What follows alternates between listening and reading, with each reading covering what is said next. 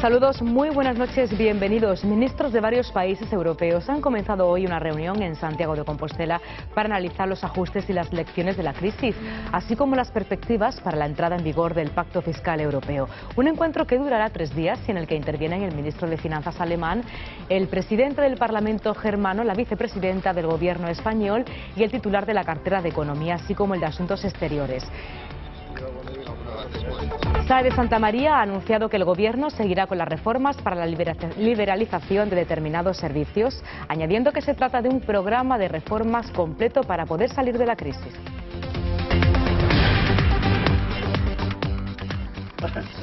España está viviendo uno de sus momentos más difíciles y es necesario continuar con el plan de reformas que constituye el programa político de un partido que tiene un mandato de los ciudadanos para sacar a España de la crisis y para volver a crear empleo.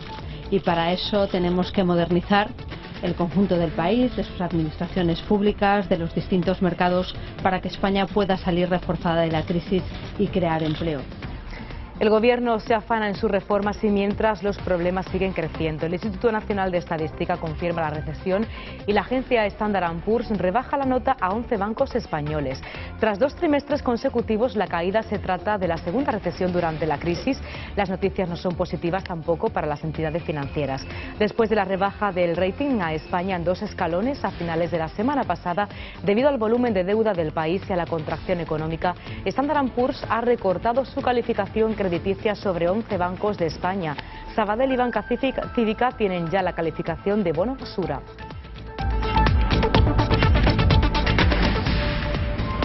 Y tras la rebaja de Standard & Poor's, como ya se intuye, la bolsa se resiente, es decir, que el IBEX 35 se da la vuelta, cambió de signo poco después de comenzar la sesión. Recordar que el pasado jueves la agencia de medición ya recortó en 2 escalones la deuda soberana española por las dificultades para cerrar la reestructuración del sector bancario en España. Hoy, tras la nueva rebaja de Standard & Poor's, el IBEX 35, que había comenzado en positivo, se rebajó en el 0,32% hasta los 7.123 puntos.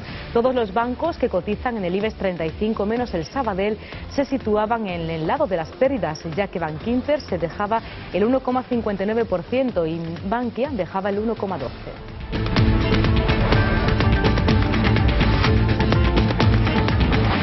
Y otra de las imágenes del día, mejor dicho, otra de las imágenes de la crisis, la que toca de cerca, la que afecta a la gente normal de la calle, lejos de los mercados y del mundo de las finanzas y las bolsas. Es Ángeles Belmonte, una mujer de 76 años desahuciada de su vivienda en Níjar, Almería, hace 5 meses tras avalar a su hijo. Hoy se ha encadenado a las puertas del Banco de España con la esperanza de que el presidente del Gobierno atienda las injusticias que tanto ella como muchos españoles están sufriendo. Su hijo Miguel Ángel Navarro, de 55 años, ha permanecido encadenado cerca de 2 horas hasta que los agentes de la Guardia Civil les ha puesto una denuncia por infracción bajo amenaza de detenerles si no abandonaban la protesta, por lo que se han atado a unos metros del edificio.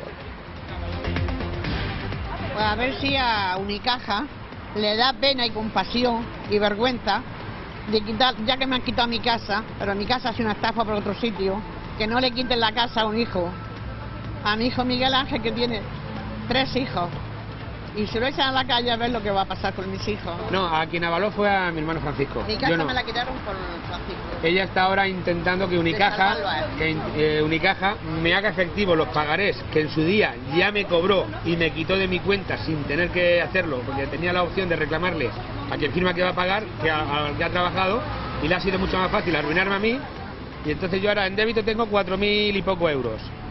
Y como no puedo pagar esos 4.000 porque ellos no me hacen efectivos casi 12.000, automáticamente me meten en morosidad toda la deuda y ahora me piden 40.000 en el acto. Y los secretarios generales de Comisiones Obreras y UGT, Ignacio Fernández Ocho y Cándido Méndez, respectivamente, se han reunido hoy por separado con el líder de Izquierda Unida, Cayo Lara, y con el secretario general del PSOE, Alfredo Pérez Rubalcaba. Según información ambos sindicatos, el encuentro se enmarca dentro de la ronda de contactos que van a desarrollar ambos sindicatos con los partidos políticos en relación con su propuesta de alcanzar un gran consenso social y político para reactivar la economía y el empleo.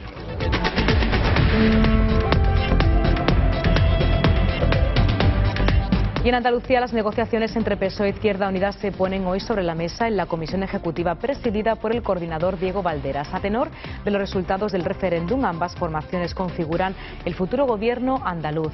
José Antonio Griñán será el presidente de la Junta y todo indica que Valderas ocupará la vicepresidencia. Uno de los asuntos que se trata en esta reunión se centra en las consejerías de Izquierda Unida que dirigirá en los próximos años, así como el anuncio de las líneas generales de actuación.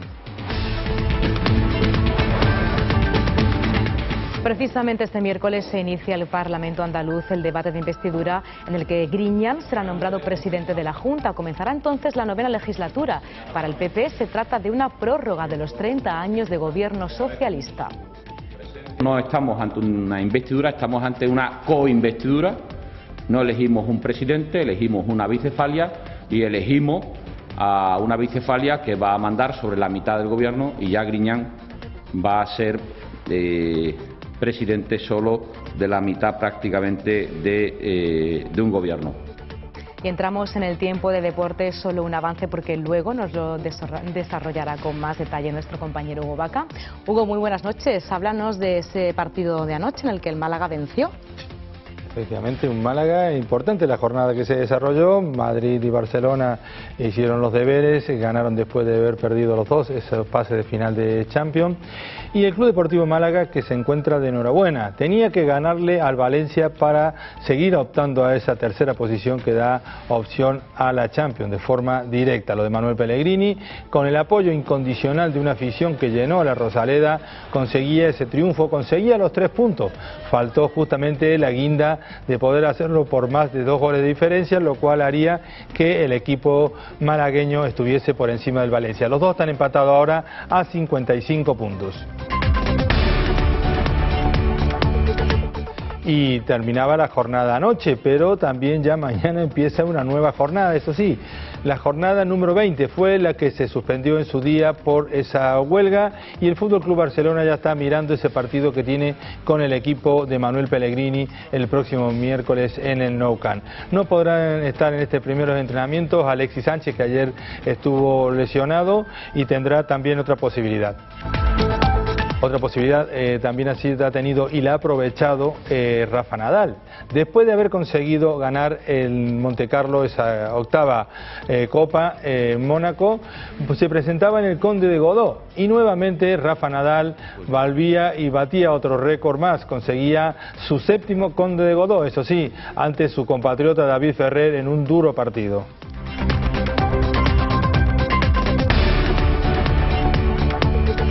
Les hacemos ahora un resumen de otros asuntos del día.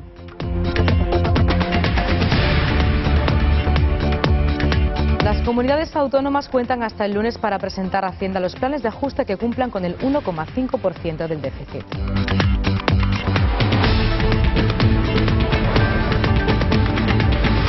Los pilotos han anunciado la suspensión de las movilizaciones contra la filial Iberia Express, aunque hoy se mantiene la jornada de protesta.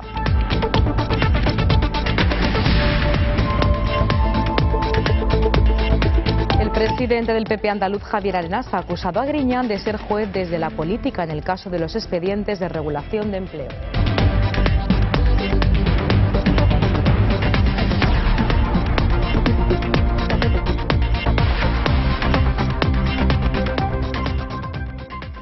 Después de conocer la última reforma sobre la subida del IVA, el presidente del Gobierno, Mariano Rajoy, adelanta que continuará con su plan de ajustes todos los viernes en el Consejo de Ministros. Y es que para el Gobierno, España necesita reformas estructurales y no maquillaje. Según Rajoy, podemos crecer sin renunciar a la austeridad. El presidente del Gobierno, Mariano Rajoy, ha justificado su apuesta por la subida de impuestos al no tener otra alternativa y lo justifica por la herencia recibida del Gobierno socialista.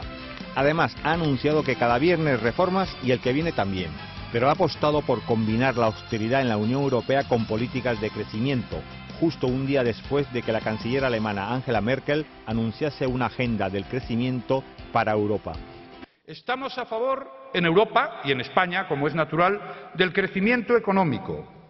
Necesitamos y apoyaremos todas las políticas de crecimiento que se presenten en el Consejo Europeo. Y España hará sus propias aportaciones. Y también estamos a favor de las políticas de austeridad, entre otras razones, porque si no las hay, nunca habrá crecimiento económico en nuestro país. Por otro lado, el líder de la oposición, Alfredo Pérez Rubalcaba, ha exigido a Rajoy que deje de ser el único gobernante europeo que defiende los ajustes, mientras recorta los servicios básicos a los españoles. Y si traigo esto aquí, no es solo para decirle al señor Rajoy que deje de ser el último mohicano de la austeridad a todo gasto, que pare, que no puede ser el último mohicano el que queda ahí resistiendo con austeridad mientras recorta y recorta los servicios sociales básicos de los españoles. Rubalcaba ha acusado al Partido Popular de no tener plan alguno, pero sí mucha ideología y muchas mentiras, como la subida del IVA, anunciada la semana pasada, negada por todos los dirigentes del Partido Popular. Ministros de varios países europeos han comenzado hoy una reunión en Santiago de Compostela para analizar los ajustes y las lecciones de la crisis, así como las perspectivas para la entrada en vigor del Pacto Fiscal Europeo. En la reunión de 3 días, en la que participan el ministro alemán de Finanzas, Wolfgang Schäuble, el presidente del Parlamento germano, Norbert Lammert, la vicepresidenta de nuestro gobierno, Soraya Sáenz de Santamaría, y el ministro de Economía, Luis de Guindos, así como el de Asuntos Exteriores, José Manuel García Margallo, y su colega portugués, Paulo Portas, entre otros exministros y eurodiputados. La vicepresidenta del Gobierno, Soraya Sáenz de Santamaría, ha indicado que seguiremos con las reformas para liberar en determinados servicios, añadiendo que se trata de un programa de reformas completo para modernizar nuestro país. ¿Me puede decir? El ministro de Economía y Competitividad, Luis de Guindos, asegura que el Gobierno está tomando todas las decisiones para modificar el rumbo de la economía y aboga por cambiar el modelo del ladrillo a otra economía mucho más basada en el conocimiento. De Guindos ha destacado que el I+D+I tiene que dar sus frutos y que una economía es como un buque que lleva una dirección y se van tomando decisiones para modificar si el rumbo es erróneo. Por su parte, Sáenz de Santamaría insistió en que el Gobierno seguirá con las reformas para la liberalización de determinados servicios para volver a crear una gestión mucho más eficiente y, lo que es mejor, más austera y económica para los ciudadanos. Mire, nosotros estamos haciendo la reforma del sistema financiero con un objetivo fundamental, que es recuperar la credibilidad, pero ante todo que en España pueda volver a haber crédito. Llevamos 4 meses en el Gobierno, es una de las reformas que se ha iniciado y de ese proceso saldrán entidades reforzadas y, lo que es más importante, lo que tenemos que trabajar todos es para que vuelva a haber créditos para las pequeñas y medianas empresas, para nuestras industrias y para los consumidores en general. El titular de Economía ha dicho que existen focos de inestabilidad importante en la economía española e incertidumbre en la economía mundial y que España se enfrenta a una serie de problemas y desequilibrios notables. Precisamente hoy el Instituto Nacional de Estadística confirmó la recaída de la economía española en una nueva recesión en el primer trimestre. España está viviendo uno de sus momentos más difíciles y es necesario continuar con el plan de reformas que constituye el programa político de un partido que tiene un mandato de los ciudadanos para sacar a España de la crisis y para volver a crear empleo. El ministro señaló que es necesario recuperar la confianza y la credibilidad, volver a la senda del crecimiento y a la creación de empleo. De Guindos recordó que en ninguna economía de nuestro entorno se ha perdido más del 10% del empleo privado ni la tasa de paro ha crecido tanto hasta pasar del 8% al 23%. Pues ya lo han oído, según ha confirmado el Instituto Nacional de Estadística, la economía española entró en recesión entre enero y marzo tras caer el 0,3% y sumar 2 trimestres consecutivos de contracción. Una décima inferior al dato adelantado por el Banco de España hace una semana y que está provocada por la bajada en el consumo de los hogares, el gasto de las administraciones públicas y la inversión empresarial y en construcción. España vuelve a entrar en recesión. La economía española cayó un 0,3% en el primer trimestre del año, siguiendo la tendencia de bajada de los últimos meses de 2011. Los datos publicados por el Instituto Nacional de Estadística confirman que al encadenar 2 trimestres con tasas negativas del Producto Interior Bruto, España está en recesión.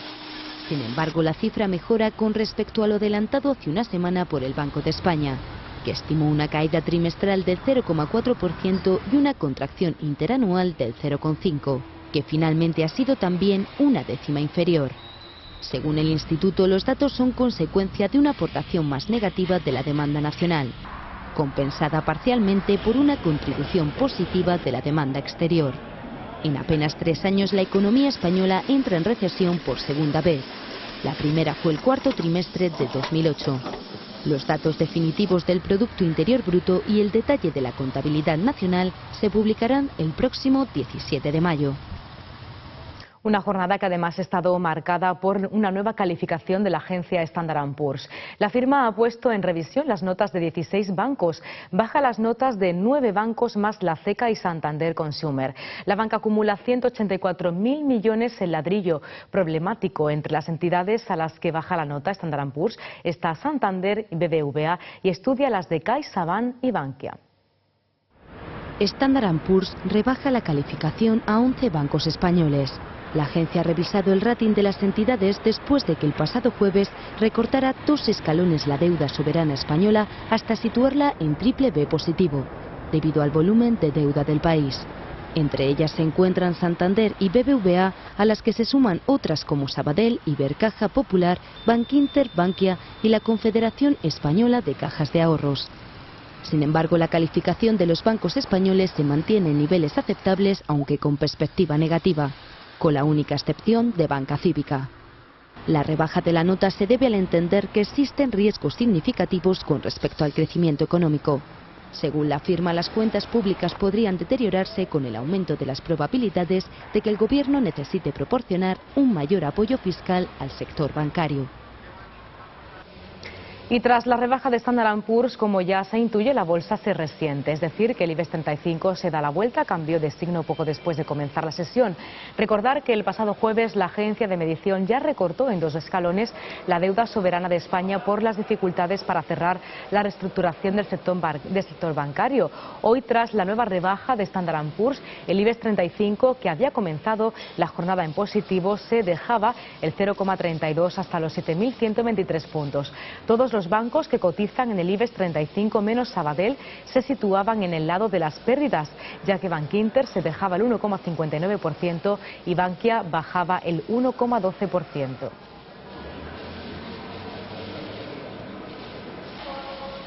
Y el Ministerio de Hacienda ha precisado que las comunidades autónomas podrán ser intervenidas desde el próximo mes de septiembre si no cumplen con la senda de consolidación presupuestaria, aunque cree que no será necesario. La intervención de las cuentas de una comunidad autónoma que incumplan sus límites de déficit público no supondrá la suspensión de su autonomía, aunque sí puede suponer la disolución de los ayuntamientos que incurran en un desajuste similar. Según los cálculos de Hacienda, todas las autonomías tienen capacidad real para cumplir con los objetivos del déficit y en todo caso podrán solicitar antes una intervención voluntaria, de la que ninguna de ellas ha hablado hasta el momento. Así lo prevé la Ley de Estabilidad Presupuestaria, que entra en vigor mañana tras su publicación hoy en el Boletín Oficial del Estado.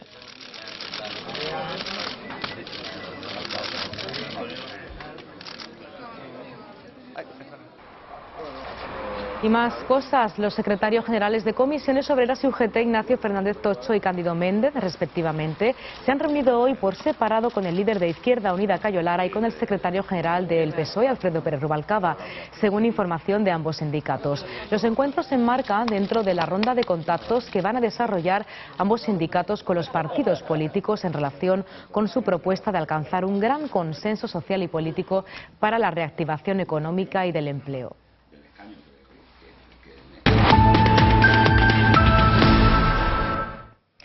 En Andalucía, el presidente en funciones, José Antonio Griñán, afronta este miércoles su segundo debate de investidura para formar gobierno con Izquierda Unida, 3 años después de suceder a Chávez y con la novedad del apoyo de la coalición de izquierdas, que formará parte de un gobierno de coalición por primera vez en la historia autonómica. Griñán se enfrenta ahora a la investidura tras haber evitado la mayoría absoluta del Partido Popular en unas elecciones con claro favoritismo para Javier Arenas y haber fraguado con Diego Valderas un acuerdo inédito a nivel regional para su entrada en la Junta. Quedan 4 años por delante para que el nuevo gobierno de Andalucía explique el escándalo de los ERE en la administración, y es que el presidente del PP ha acusado a Griñán de tapar este caso y de actuar como juez desde la política.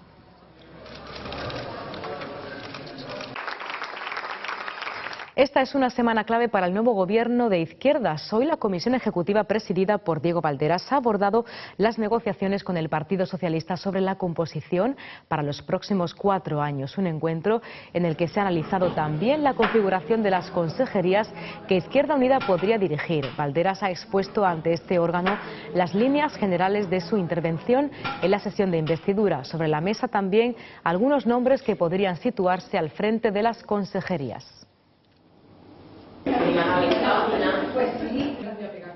Y desde el Partido Popular indican que la investidura este miércoles de José Antonio Griñán como presidente de la Junta supondrá una prórroga de 30 años de gobierno socialista. El número 2 del PP andaluz, Antonio Sanz, sospecha que el discurso de Griñán será más de lo mismo.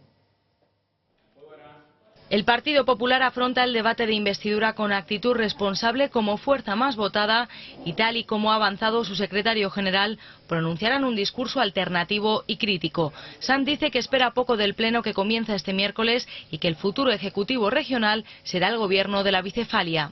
No estamos ante una investidura, estamos ante una coinvestidura. No elegimos un presidente, elegimos una bicefalia y elegimos a una bicefalia que va a mandar sobre la mitad del gobierno y ya Griñán va a ser presidente solo de la mitad prácticamente de un gobierno. Sanz confía en que Izquierda Unida no sea un obstáculo para que salga adelante la comisión de investigación del caso de los seres fraudulentos. Sanz ha adelantado que pedirán la comparecencia de Griñán, de Chaves y de otros 22 dirigentes más del PSOE, entre consejeros de Empleo, Innovación y Economía, además de directores generales, asesores y delegados. En la misma rueda de prensa, Antonio Sanz ha criticado que la Junta siga sin explicar en qué se concretarán los recortes de 2.700 millones que anunció hace unas semanas. Ha recordado que su partido avisó de que esos presupuestos eran irreales y falsos y que ahora... Pues llega la hora de los ajustes y de contar la verdad. Y ahora, evidentemente, está la Junta de Andalucía teniendo que empezar a contar la verdad y, por tanto, yo no descarto nada, pero no me atrevo a hacer una valoración económica porque, como Griñán ni le ha dicho a los andaluces todavía en qué consisten los recortes de los 2.700 millones... Señala que estas cuentas han sido elaboradas para liderar la política de la confrontación, pero no para resolver los problemas de Andalucía.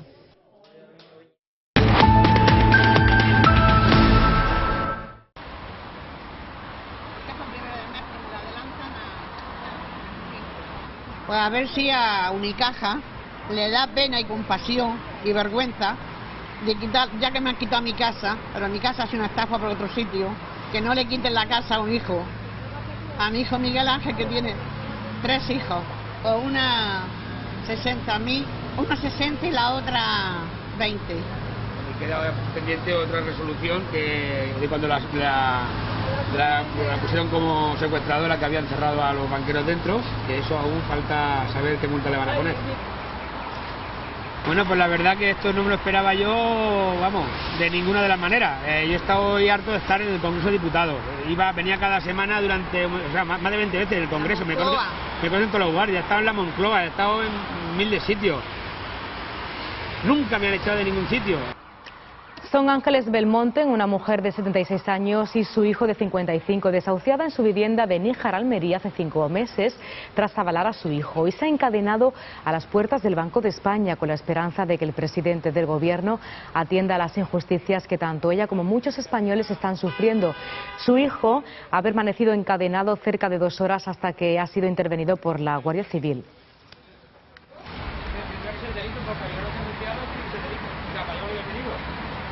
Sujeto por las cadenas de hierro, ha explicado ante los medios de comunicación el caso de su madre, provocado por una reunificación de deuda sobre la casa de su hermano, que ascendía a 110.000 euros y al que avaló la anciana con su propia vivienda.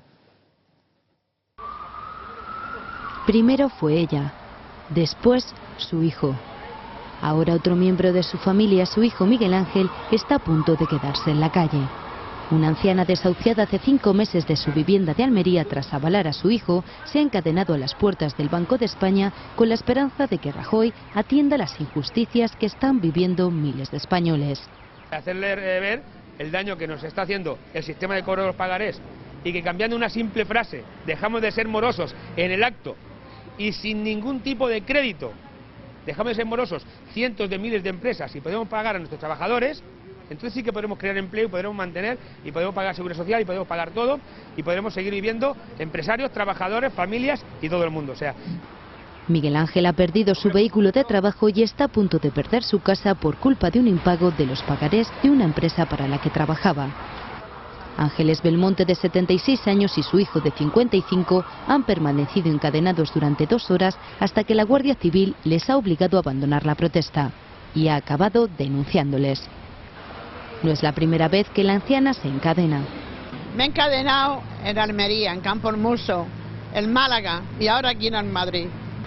Su madre vive de ocupa en su propia casa porque su hermano tuvo la mala idea de ir a una financiera aquí en Madrid, la cual le iba a refinanciar las deudas, iba a pagar en 2 años y tal, y se iba a quedar sin problemas. Entonces no le han hecho la refinanciación, pero sí que se la han cobrado. Entonces, al cobrarse la refinanciación y no pagarla, le han quitado la casa a mi madre, que fue quien avaló para que le pudieran dar el préstamo a mi madre. Con una pensión mínima de viudedad, Ángeles tiene 3 hijos en paro y 8 nietos a los que destina todo su dinero. Ellos seguirán movilizándose hasta que se haga justicia. Y más cosas, un hombre ha muerto y una mujer se encuentra en estado crítico a causa de una intoxicación provocada por inhalar monóxido de carbono generado por la mala combustión de un generador eléctrico en su vivienda en Barcelona. El sistema de emergencias médicas también ha tenido que trasladar al hospital de Vall d'Hebron a 5 personas más, 2 niñas de 3 y 7 años y un niño de 5 por intoxicación leve y un hombre de 84 y una mujer de 87 por crisis de ansiedad. Durante la intervención y debido a la inhalación del monóxido de carbono, 7 bomberos de Barcelona y 4 efectivos del SEM también han debido ser trasladados a centros hospitalarios por intoxicación leve.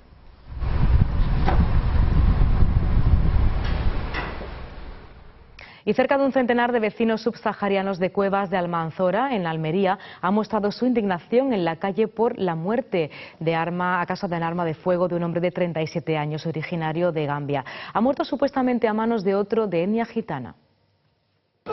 Indignación en la comunidad subsahariana de Cuevas de la Almanzora. Un centenar de vecinos africanos de esta localidad almeriense se ha concentrado para exigir justicia por la muerte por arma de fuego de un hombre de 37 años, originario de Gambia, supuestamente a manos de otro de etnia gitana, ya detenido. Este senegalés ha explicado cómo actuó el supuesto agresor al llegar a la vivienda de la víctima. Él preguntar quién vive ahí dentro de la casa. Primero él entra a la casa sin tocar la puerta, nadie no quiere hablar con ella. Después él se fue a su casa, él cogiendo su pistola. Él viene solamente el matar a una persona, nada más. En esta zona de infraviviendas en la que viven muchos inmigrantes, un joven compatriota de la víctima ha mostrado el lugar donde ocurrió el crimen. Aquí todavía están a la vista la cazuela de comida que había preparado para la cena y una camiseta tendida sobre la pared, así como algunos restos de sangre. Ese hombre se enfada, se fue ahí, viene con su mujer, con coche, viene aquí, saca cartucho largo, lleva una cadena de bala y lo mete ahí, lo tira a ese hombre, ahí le da un tiro y se cae ahí y muere con un dolor, ¿sabes? 2 vecinos españoles dijeron anoche a EFE que víctima y agresor habían tenido problemas con anterioridad, probablemente por un arrendamiento. La detención del supuesto autor del crimen ha sido acogida con alegría entre los subsaharianos que residen en la barriada, que han insistido en que solo quieren trabajar y vivir tranquilos.